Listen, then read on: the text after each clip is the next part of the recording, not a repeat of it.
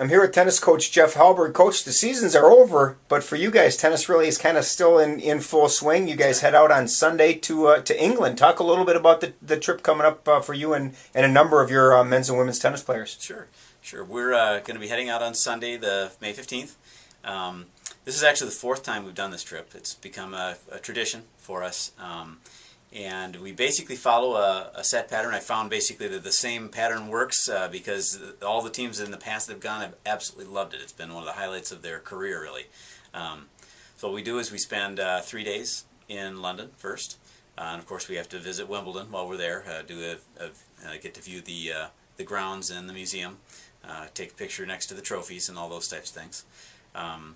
Then we'll head off to Oxford, and we actually play Oxford University in a friendly match, as they call them. Get a chance to play there. And from there we go up to Manchester. We play at a club called the Northern, which is one of the best grass court clubs in the world. And we'll play a friendly with their members there. They'll treat us to a tea afterwards and everything. After that, we actually head up to the northern England. We'll be around Newcastle. We'll stay actually in an 11th century castle, Alnwick Castle, for 3 nights, and then finish up with a day trip to Edinburgh, and then back home again by the 26th. And you've done this a few times. Now, talk a little bit about the importance of a trip like this, not only for players to experience England, but it's a pretty big bonding thing as you head into next year and years after that. It really is. I mean. I've talked to my players before, and they said, it's not only just a chance to see a beautiful foreign country, but also, they're literally with their best friends. The teammates are very close, both the men's and women's teams, and so it's like the chance to tour a foreign country with your best friends for 2 weeks.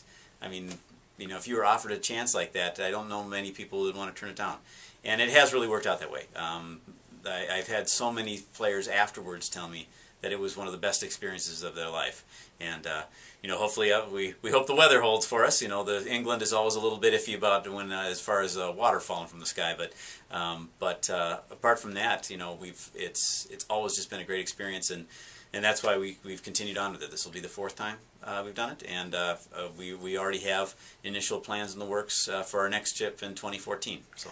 Talk a little bit as a tennis player and as a tennis fan. Obviously, you start talking England, the first thing you think about is Wimbledon. Mm-hmm.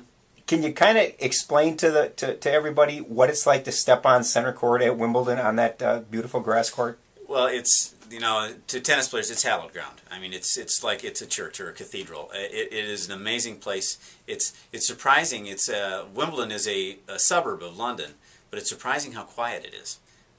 It's right off a thoroughfare, actually, not far off at all, and but it's just it's pristine setting.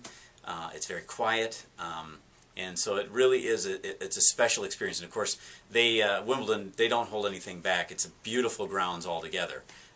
Everything is really dressed up to the nines, and of course the museum is also spectacular. So, but stepping on center court, that's just, I think for most players, that's really the dream, is to be able to be right on that ground and stuff like that. So, it's a great pleasure for me as a tennis coach to be able to bring my players there and show them that one unique and special place in the tennis world. How about when they get to play? Talk a little bit about playing on grass. Obviously, it's something that they don't get to do here in the States, at least here in Winona.